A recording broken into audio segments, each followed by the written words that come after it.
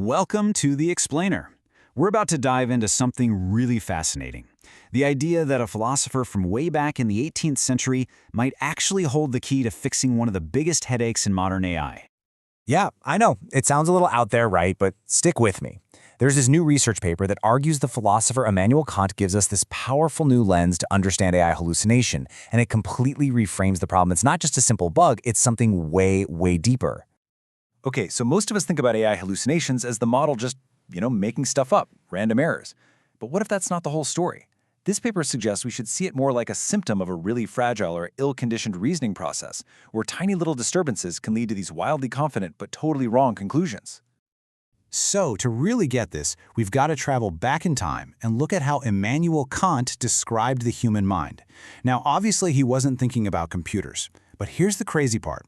His model for how we think, it turns out it looks almost exactly like a modern engineering diagram for a feedback control system. Okay, so Kant broke it down into this three-part system.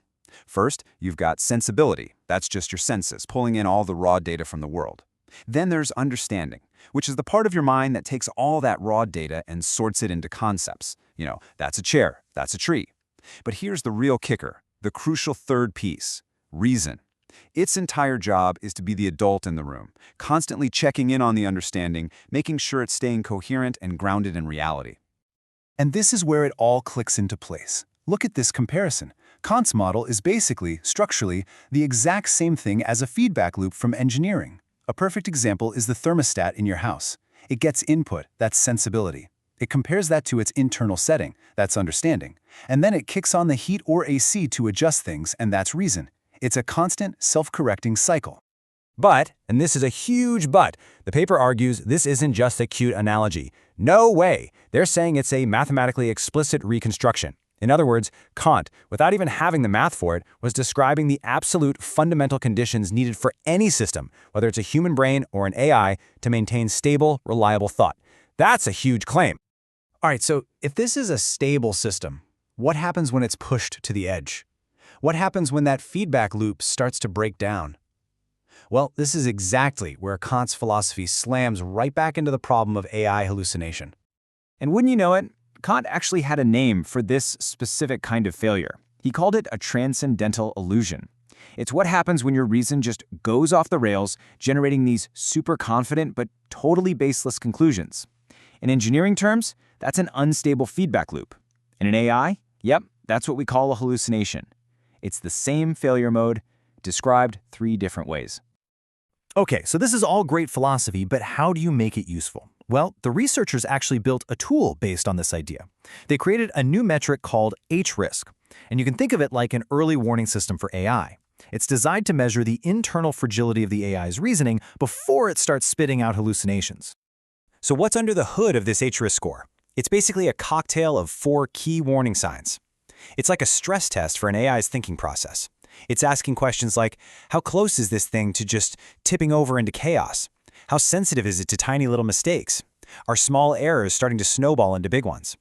And maybe most importantly, is it starting to see meaningful patterns in what is actually just random noise? So when you see a high H-risk score, it's telling you something really specific and dangerous. It's not just that the system is unstable, it's that it's both incredibly fragile and completely overconfident at the same time.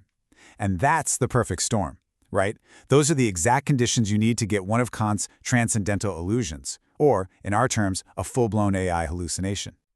Okay, theory is one thing, but does it actually work in practice?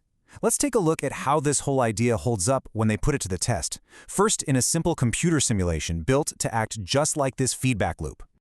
And the results were, well, they were crystal clear. Just look at this chart. The system with a low H-risk score, rock solid, accurate, reliable. But the system with a high H-risk score, it was spewing out confident but totally wrong answers 85% of the time. And get this, by some older metrics, that system was still considered stable. So this really shows that H-risk is way better at predicting this specific kind of catastrophic failure. So this all leads to a really interesting next question, doesn't it?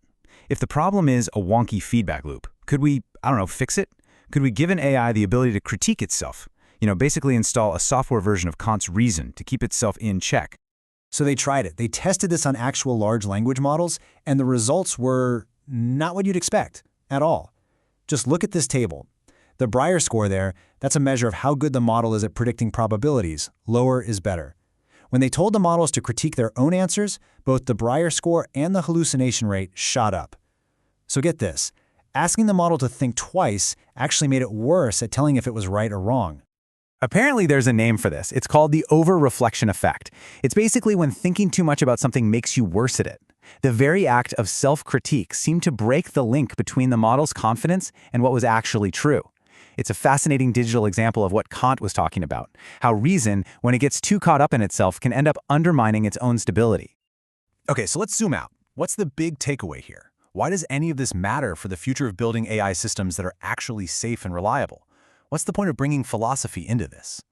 Well, the big idea is this. It completely reframes how we look at AI hallucination. It tells us that hallucination isn't just some random bug we can patch. It's not a game of whack-a-mole where you just fix bad outputs as they pop up. No, it's a fundamental symptom of a fragile reasoning process. And that means we need to stop just papering over the cracks and start focusing on building a more robust, stable foundation from the ground up. And look, the point here isn't to claim that Immanuel Kant somehow predicted AI from the 1700s. Of course not. The point is that his incredibly deep thinking about what makes thought stable has given us a kind of timeless blueprint. It's a shared design principle that applies to any system that needs to think, showing us how to maintain coherence through careful, bounded self-correction. And that really leaves us with a pretty big question to chew on, doesn't it? As our technology gets more and more powerful, more and more complex, maybe the most important blueprints we need to build it safely aren't out there in the future, waiting to be invented. Maybe they're already here, hidden in the wisdom of the past, just waiting for us to rediscover them.